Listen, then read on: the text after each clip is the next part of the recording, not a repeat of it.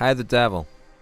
I've noticed recently there's been an increase in fractured space guides, so I thought I would throw one together myself.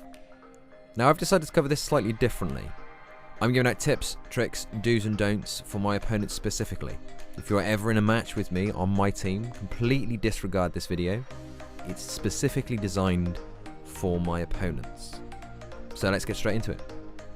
When first joining a match, do immediately press the number 4. As soon as it comes off cooldown, press it again. In fact, it should always be active unless you hear the little beepy noises, at which point you should turn it off.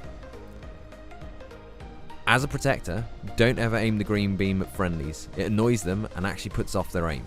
It also means it takes them longer to actually get their upgrades. It's counterproductive completely.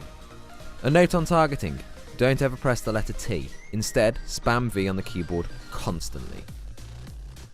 When it comes to firing, always make sure you fire inaccurately and wildly in all directions. It completely disorientates your opponent and stops them from aiming properly. Don't ever go to gamma. It doesn't lead to anywhere but defeat.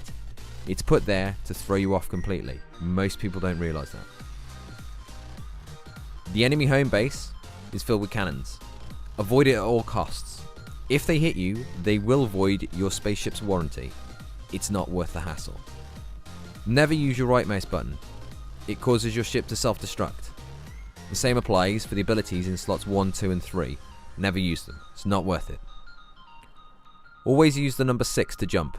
There's a greatly reduced chance of death, especially if under fire. In fact, the more incoming fire, the greater the chance of survival.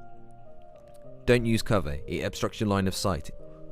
Always fly in a straight line from A to B. We all know that a straight line is the fastest route you can take. And lastly, capping mining stations isn't essential. Chances are something's going to distract you before you actually finish capping it, and your opponent is bound to come back and cap it again, which basically means you've wasted your time. If anything, all it serves to do is extend the match length and simply delay the inevitable. They also don't make pretty explosions when they cap. I suggest you chase that equalizer instead, a far wiser use of your time.